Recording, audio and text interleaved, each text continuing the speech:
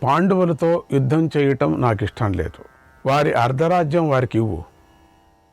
ఈ రాజ్యం మీద నీ పుత్రులకు హక్కు ఉన్నట్లుగానే పాండవులు పుత్రులకు కూడా ఉంది కదా హక్కు.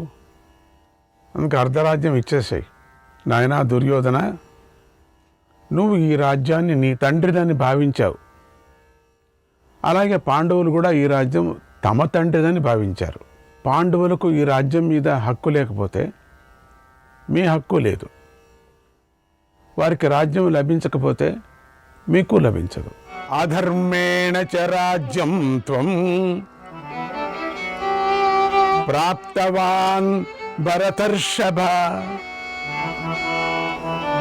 తేపి రాష్ట్ర మనుప్రాప్తాః పూర్వమేవేతి మే మతిః. ఓ భరతకుల శ్రేష్ఠుడా, అధర్మ మార్గంలో నువ్వు ఈ రాజ్యాన్ని పొందావు. కానీ నీకన్నా ముందుగానే పాండవులు ఈ రాజ్యాన్ని పొందారు. ఇది నా అభిప్రాయం.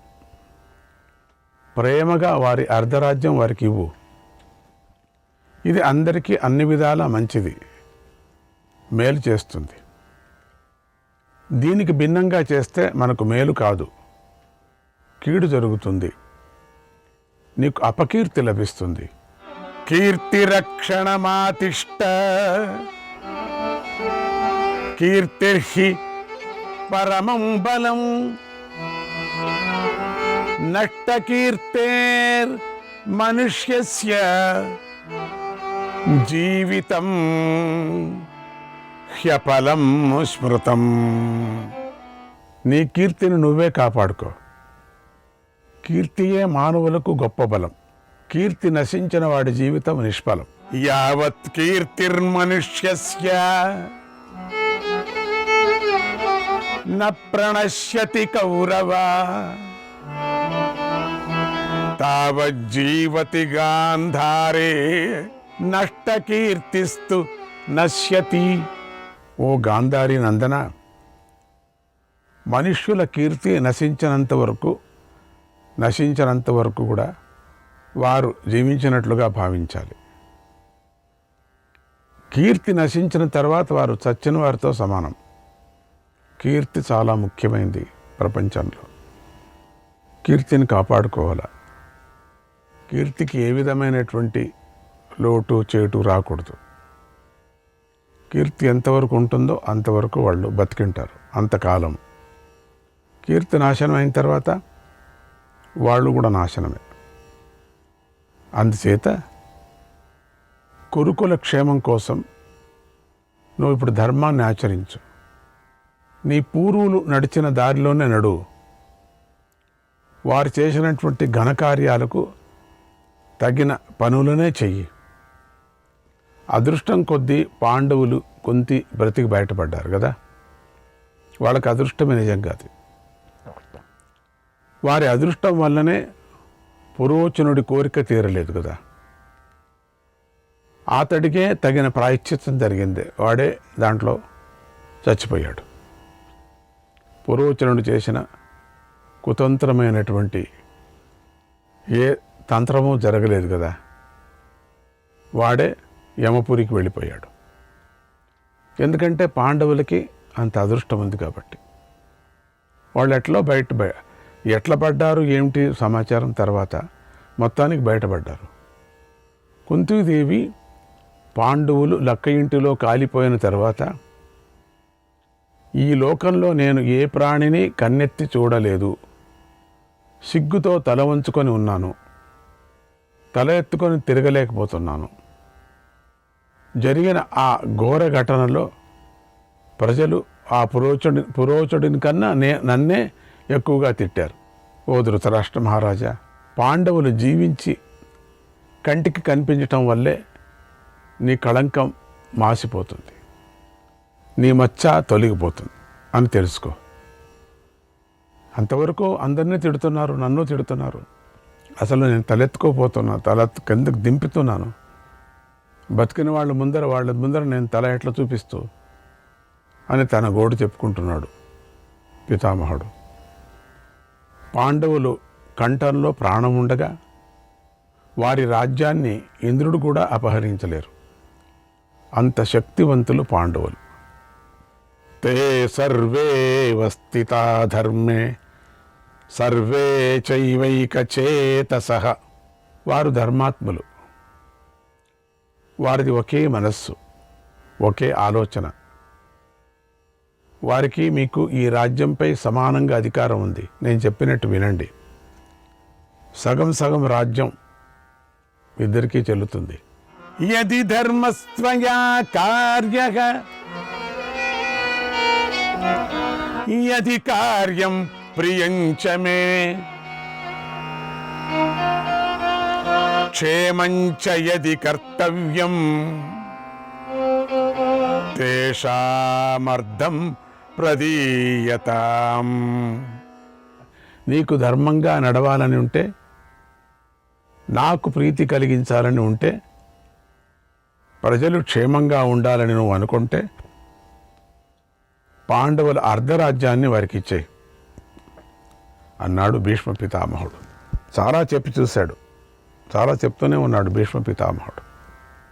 అప్పటి నుంచి తల ఎత్తుకోలేకపోతున్నాడు. పక్క ఇంట్లో కాల్పించాడు అని, నేను ద్రౌపది ముఖం చూపించేది ఎట్లా నేను అని అంటూ చాలా బాధపడి వాళ్ళందరికీ హెచ్చరిస్తున్నాడు. మీరు చేసేది తప్పు. మనం అప్పుడప్పుడు అనుకుంటుంటాం, భీష్మ పితామహుడు ఏమి చెప్పాడు, ఏం చెప్పలేదే, వాళ్ళకు బుద్ధి చెప్పలేదే అని. ఎంత బుద్ధి చెప్పాడు చూశారు కదా. అయినా రాజు కదా, అందుకనే మాట వినలేకపోతున్నారు. శ్రీకృష్ణాయ పరమాత్మనే నమః.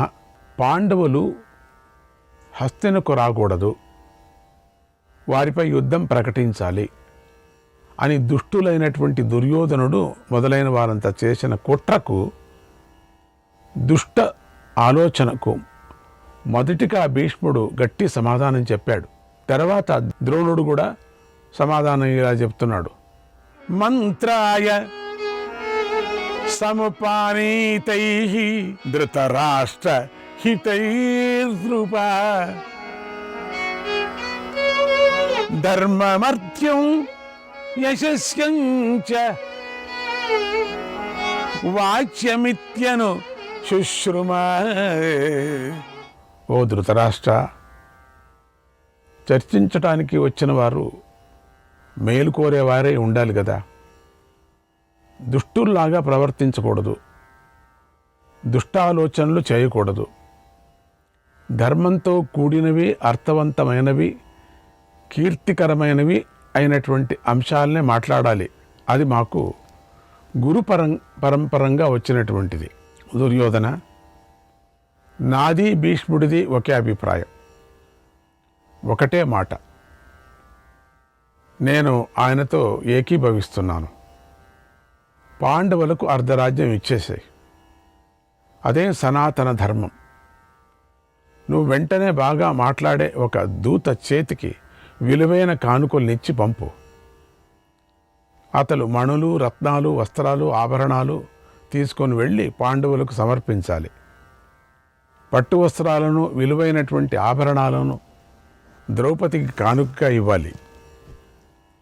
ద్రుపద దృష్టద్యుమ్నుల ఎదుట ఆ దూత ఇలా మాట్లాడాలి, ఇట్లానే జరగాలి. మీతో సంబంధం కలుపుకోవటం వల్ల ధృతరాష్ట్ర దుర్యోధనులు ఎంతో ఆనందించారు, అదృష్టంగా భావించారు, మీ విషయంలో ఎంతో సంతోషంగా ఉన్నారు అని మా చెప్పాలి. తర్వాత ఆ దూత పాండవులను ఊరడిస్తూ ప్రియంగా మాట్లాడాలి. మీరు పంపించారని చెప్పి ద్రౌపదికి విలువైన బంగారు ఆభరణాలు ఇవ్వాలి. ద్రుపద కుమారులకు, పాండవులకు కూడా ఆభరణాలు ఇవ్వాలి. కుంతీదేవి కోసమై ప్రత్యేకంగా ఆభరణాలు కూడా పంపాలి. ఇలా కానుకలిచ్చి పాండవులను ఓదార్చి ద్రుపదుడితో సంధి చేసుకోవాలి. తర్వాత ఆ దూత వారిని మన మాటగా హస్తినాపురానికి రమ్మని ఆహ్వానించాలి. ఇది ఇంత జాగ్రత్తగా జరగాలి, సరి అయినటువంటి దూత వెళ్ళాలి, మంచి మంచి వస్తువులు ఆభరణాలు తీసుకొని అవన్నీ వాళ్ళకి అప్పచెప్పి ఇక్కడికి రమ్మని చెప్పాలి.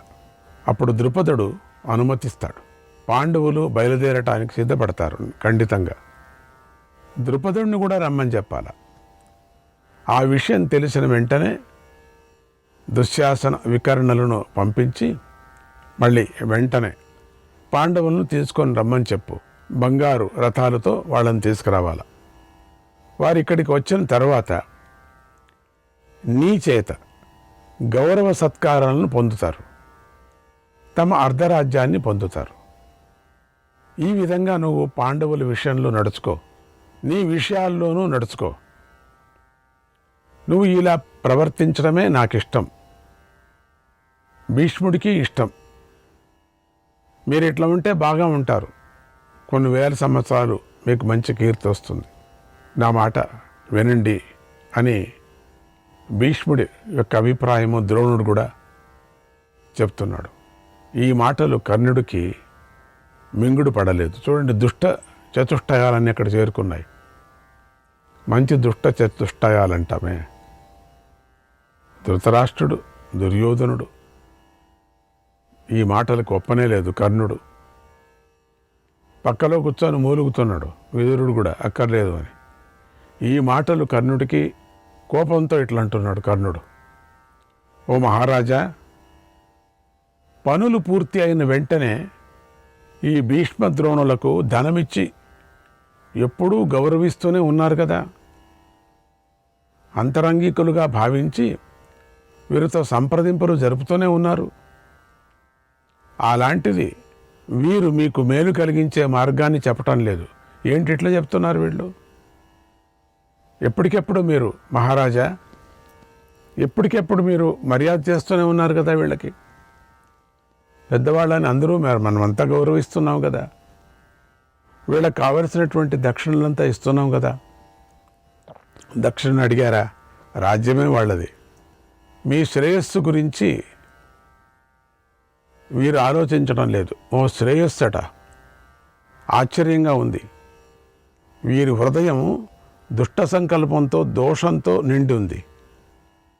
ఇక వీరి మాటలను ఎలా నమ్మేది? ఏంటి ఇట్లా మాట్లాడుతున్నారు వీళ్ళు? వాళ్ళకు మర్యాద చేసి తీసుకురావాలట, అర్ధరాజ్యం ఇవ్వాలట. నమ్మిన వారికి ఎలా శుభం కలుగుతుంది? వీళ్ళు మాట్లాడేది ఇట్లానా? ఇంత చేసినా వీరి మీదనే మీకు అపారమైనటువంటి విశ్వాసం. మా మాట ఎక్కడ వింటారు? వీరి వల్ల మీకు ప్రియం జరగదు, వీళ్ళ నుంచి నాశనం అయిపోతారు, నాకు తెలుసు. కష్టం కలిగినప్పుడు, ధన సంకటం ఏర్పడినప్పుడు మిత్రులు శుభాన్ని ఉపదేశించాలి కానీ అశుభాన్ని ఉపదేశించకూడదు. అశుభం ఉపదేశిస్తున్నారు వీళ్ళు, వాళ్ళతో సంధి చేసుకోమని. నిజానికి రాజులకు అదృష్ట ప్రకారమే సుఖదుఖాలు లభిస్తాయి. కృతప్రజ్ఞ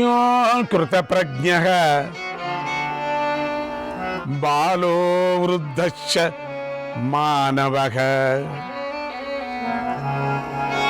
ససహాయో సహాయశ్చ సర్వం సర్వత్ర విందతి. సర్వం సర్వత్ర విందతి. మానవుడు మూర్ఖుడైనా, బుద్ధిమంతుడైనా, బాలుడైనా, వృద్ధుడైనా, రసాయకులు ఉన్నా లేకున్నా దైవయోగం వల్లనే అన్ని ప్రదేశాల్లోనూ అన్నిటినీ పొందుతాడు. ఈ విషయంగా బాగా అర్థమవటం కోసం ఒక కథ చెబుతున్నాను, వినండి. కర్ణుడు ఒక కథని ప్రారంభం చేశాడు. పక్కలో విదురుడు కూర్చున్నాడు, కుంటి విదురుడు కూర్చున్నాడు కదా. ఇది బేషైన మాట. ఇంతవరకు నేను మాట్లాడకూడదు, ఎందుకంటే మంత్రాలోచనలో నేను దూరం ఉన్నాను కదా. అయినా మంత్రాలోచనలో మాట్లాడుతున్నాను బావగారు. ఓ బామందులారా, మీరందరికీ చెప్తున్నాను వినండి. కర్ణుడు చెప్పేటువంటి మాట అద్భుతంగా ఉంది, నాకు కూడా అదే కావాలా. అసలు వాళ్ళతో ఏంటి సంధి, అసలు మనమెవరు అంటుంటే తక్షణం కర్ణుడు, అయ్యా నువ్వు కాసేపు కూర్చో, తర్వాత నువ్వు మాట్లాడదు, నాకు అవకాశం ఇవ్వు. అని అట్లా నొక్కిపెట్టి ఒక కథ చెప్తున్నాడు. ఏంటయ్యా నువ్వు కథ, నోరు మూసుకొని ఉండు కాసేపు, మామా నోరు మూసుకొని ఉండు. సరే నువ్వు కర్ణుడు కదా, పర్వాలేదు చెప్పు, మాట్లాడు, నేను కూడా వింటాను ఆ కథ. పూర్వము అంబువీచుడు అనేటువంటి ప్రసిద్ధుడైనటువంటి రాజు ఉండేవాడు. అంబువీచుడు అతడు మగధ వంశంలో పుట్టాడు. చక్కగా దేశాన్ని పరిపాలిస్తున్నాడు, మగధ దేశాన్ని. అంబువీచుడు ఒకనాడు అతడికి శ్వాసరోగం పట్టుకుంది. శ్వాసరోగం పట్టుకుంటే అంతే, ఇంకా దాంతో ఇంద్రియ బలం క్షీణించింది. రాజ్య వ్యవహారాలు చక్కబెట్టలేకపోయాడు, రాజ్యాన్ని సరిగ్గా పాలించలేకపోయాడు. శ్వాసరోగంతో బాధపడే వాళ్ళతో ఏం పని అవుతుంది? కష్టం కదా. అధికారాన్ని ప్రధానమంత్రి ఆధీనంలో ఉంచి తన పెద్ద మంత్రికి ఉంచేసి అట్లా పాలించసాగాడు. అతడి ప్రధానమంత్రి పేరు మహాకర్ణి. రాజు అతడిపైనే ప్రతి పనికి ఆధారపడ్డాడు. కొన్నాళ్ళకు మంత్రి గారికి రాజు పదవి బాగుందనిపించింది. ఎందుకంటే అంతా నేనే పని చేస్తున్నాను, రాజు పదవి కూడా బాగుంటుంది కదా అనుకున్నాడు. పనంతా నేనే చేస్తున్నాడు కదా అని నిదానంగా రాజును పక్కకు తోసి తానే పెత్తనం చెలాయించసాగాడు. రాజుకు చెప్పకుండానే ప్రారంభం చేశాడు.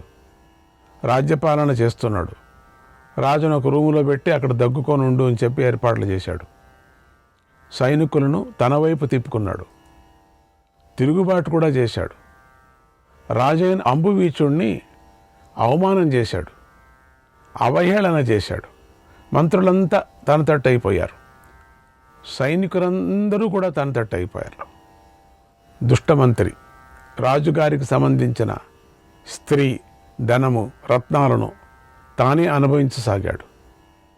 వాడి దుర్గుణాలు రోజు రోజుకు పెరిగిపోతున్నాయి. సకల వస్తువులను హస్తగతం చేసుకున్నాడు. దుష్టమంత్రైన మహాకర్ణిలో లోభం పెరిగి రాజ్యాన్నే అపహరించాలనుకున్నాడు. ఎంతగానో ప్రయత్నించాడు. అతడి ప్రయత్నం విఫలమైంది. రాజ్యాన్నే ఏమో చేయాలనుకున్నాడు. చివరికి మహారాజా అదృష్టం కొద్దీ ఆయనే గెలిచాడు. దుష్టమంత్రి మహాకర్ణి తన కోరికను తీర్చుకోలేకపోయాడు. ఎట్లనో రాజు మొత్తానికి గెలిచాడు. అదృష్ట బలంతో రాజ్యాన్ని అపహరించలేకపోయాడు. ఈ కథ మనకు తెలుసు. ఇక్కడ దుష్టమంత్రి పైన అనారోగ్యం పాలైనటువంటి అంబువీచ మహారాజు ఎలా గెలిచాడంటే అదందరికీ అనుమానంగా ఉంది. అదృష్టం వలన అతనికి అదృష్టం ఉంది. అతని అదృష్టమే అతను రక్షించింది. తన అదృష్టం వల్లనే అతను అధికారాన్ని తిరిగి పొందాడు అని మనం తెలుసుకోవాలి. కనుక ఓ మహారాజా, అదృష్టం కంటే వేరే సహాయం అక్కర్లేదు. అదృష్టం మీదైతే రాజ్యం వృద్ధి చెందుతుంది, మీ ఆధీనంలో ఉంటుంది. అదే తారుమారైతే ఎంత ప్రయత్నం చేసినా ఫలితం కూడా తారుమారు అవుతుంది అని తెలుసుకోండి. మీరు వివేకవంతులు, ప్రజ్ఞావంతులు, బుద్ధివంతులు కనుక ఈ మాటలు విన్నారు. కనుక బాగా ఆలోచించండి. ఎవరు దుష్టులో ఎవరు శిష్టులో తెలుస్తుంది. ఎవరు చెడు హృదయంతో బోధిస్తున్నారో, ఎవరు మంచి హృదయంతో చెబుతున్నారో వారి వారి మాటలను బట్టి గ్రహించండి అన్నాడు. వెంటనే ద్రోణాచార్యుడు కోపించి ఇలా అన్నాడు, శ్రీకృష్ణాయ పరమాత్మనే నమః.